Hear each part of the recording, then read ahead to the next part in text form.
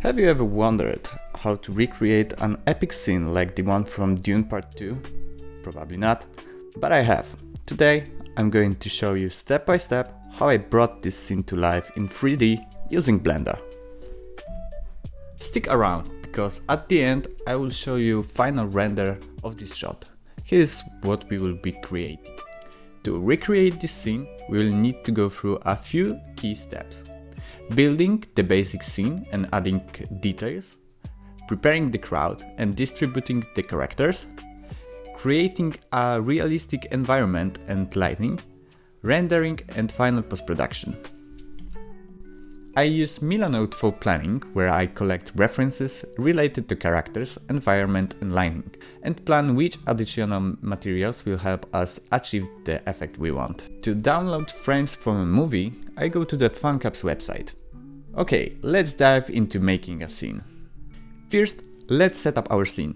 We will start by creating a large desert-like area and the central circle, which is a key element of the composition. By extruding and adding loops, I created the base for the entire structure, which we will gradually improve by adding additional layers. At the same time, I'm adding a sandy thing in the center of the object. To achieve this, I use sculpting, grabbing a mesh made from a subdivided cube and shaping it to resemble the form visible in the shot. From time to time, I perform a remesh to make the workflow easier. After completing the base, I add cubes, scaling and positioning them around the structure. Once they are in place, I apply subdivision surface, increasing the crease value to maintain their square shape. Then I sculpt them to make them look worn and weathered.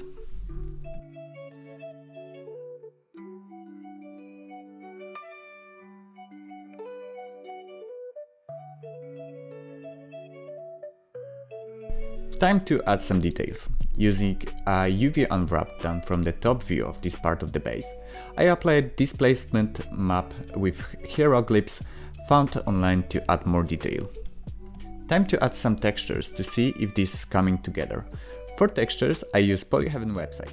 It offers many high quality textures that help transform dull gray elements into realistic ones. For this, I choose two textures, one for the rock and another for bricks. After setting up the textures using Node Wrangler, I adjusted their color tones to better match the look of the scene we are aiming for. I also added an object resembling a small pile of sand and duplicated it in several places.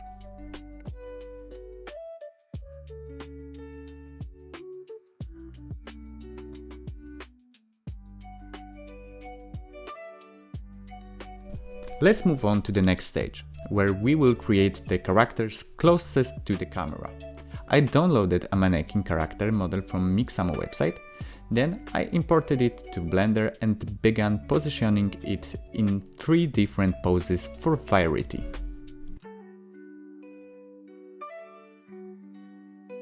These models are missing claws, so let's create them. I cut a hole for the character's head in the subdivided mesh and began simulating the ropes. As you can see, even the beginning of creating such simple things don't always work right away. After a bit of tweaking, we have something we can use. I created outer ropes on different models, also adding hoods to bring them closer to the character outfits in Dune. The clothes after simulation aren't perfect, so it's worth refining them in sculpt mode.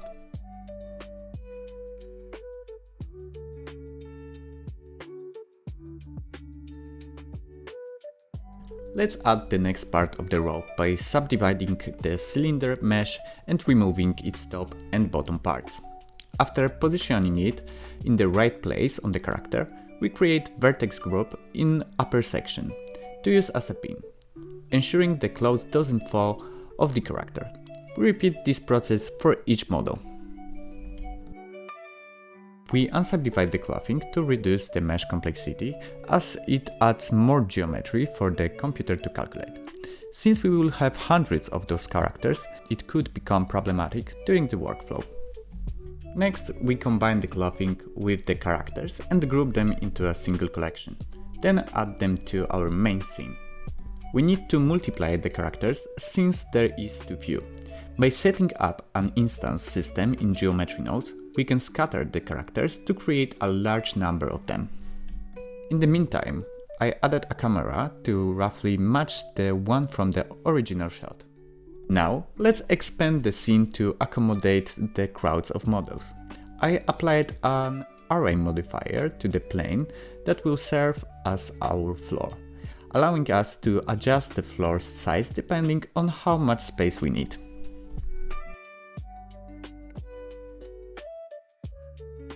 Let's create a simplified character that we will use in the other parts of the scene where it won't be distinguishable from the full characters. We call this model a Q-tip because it looks like cotton swab. Now let's scatter the model and see how it looks.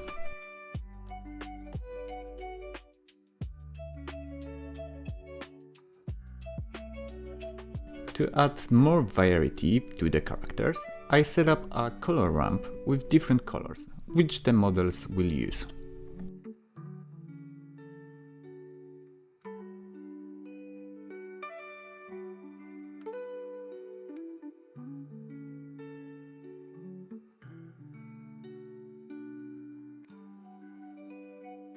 You're probably thinking I've forgotten something. The light comes from above. We will get to that soon, but for now I've set it for a test render. Well, we are not done yet, but I know where the issues are.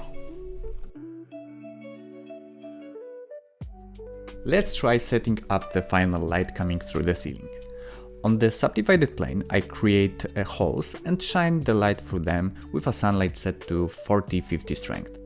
It's now a process of trial and error, adjusting until it looks right.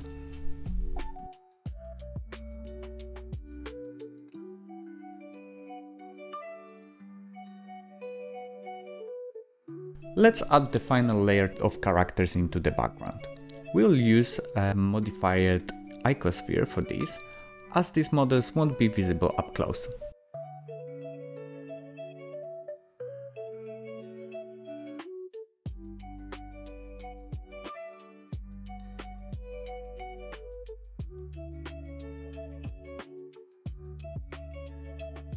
To make the incoming light visible in the scene, let's set up a cube to cover the entire scene.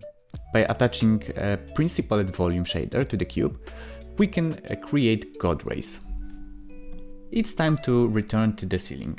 In the closer areas, I placed rock models from Quixel Megascans and applied a material I created. For the ceiling, I apply a displacement map using a cloud texture to create irregularities.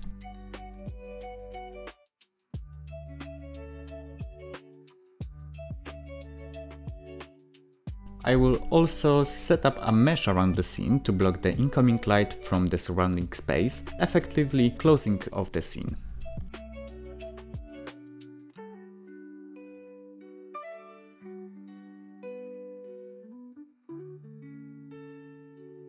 Now for the proper creation of holes in the ceiling, by using the trim tool to cut holes in the cube, I sculpted them to give them an irregular shape.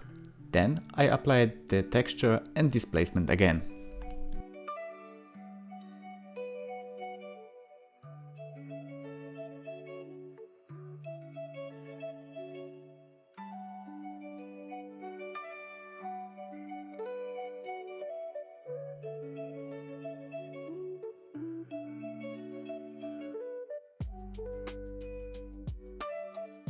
Time for the central character.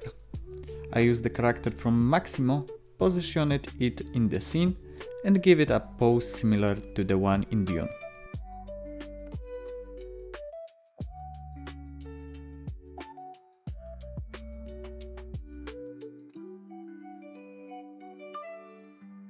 I also changed the color of the armor to match the one from the scene in the movie. From the same model, I set up Poe standing in the center of the circle.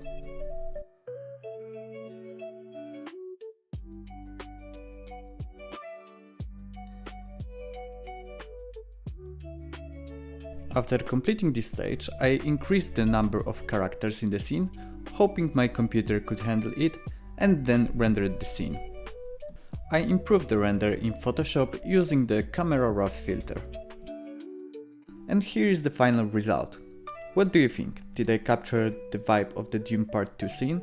If you enjoyed this video, give it thumbs up, subscribe to the channel and let me know in the comments what do you like to see next.